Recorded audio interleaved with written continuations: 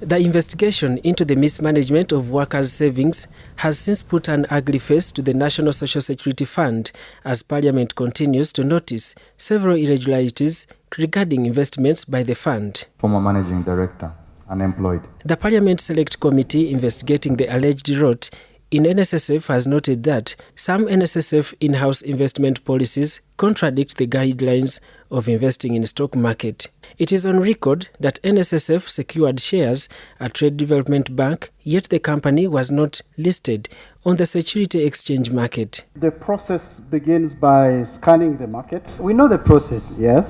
I'm asking, how did you know this company was actually selling shares? National Social Security Fund officials claim that the investment was done after a conversation with the bank and was also approved by both the Minister of Finance and the Solicitor General. He quotes the law and he quotes what they have as policy within the house. Which one is superior? Now I'm wondering, if I have a company, how would you know I am selling shares if I don't list it on the stock exchange?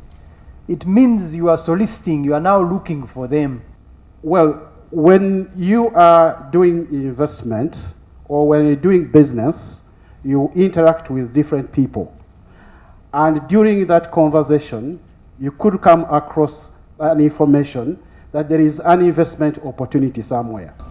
We evaluated the investment, presented it to Management Investment Committee. This being an unlisted investment required no objection from the Minister of Finance. In 2010, Uganda Clays Limited acquired a loan to the tunes of 11 billion from Nssf to diversify investment in Mbale district. However, according to Richard Byarugaba, the former MD of Nssf, the investment flopped. Good idea, but badly executed. So the money they borrowed from us was not sufficient to put the factory that they had wanted to set up in the right place.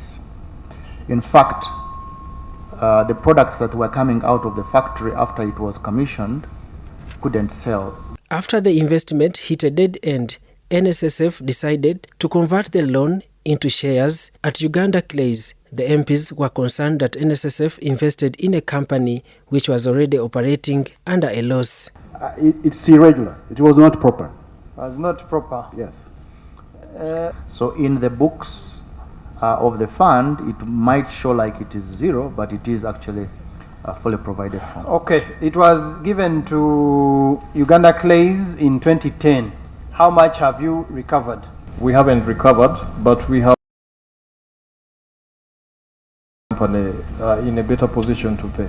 Despite the management reports putting the figure of the loan at 20 billion, Nssf officials say it's the interest and penalty which accrued from 11 billion to 20 billion.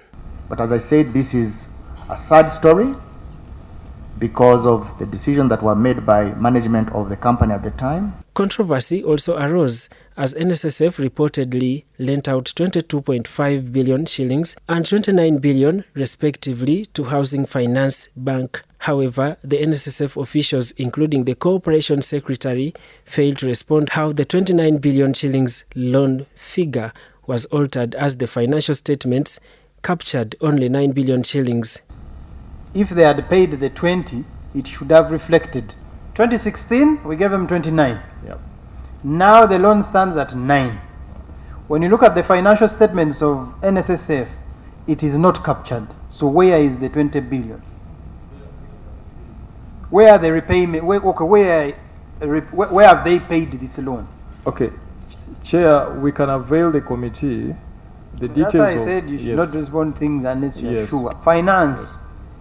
Where is the 20 billion? It was also noted that over 1.6 billion was lost as the fund secured electronic automated teller machine cards which have since failed to work. The cards were intended to be given out to the workers to be able to make follow-ups of the monies.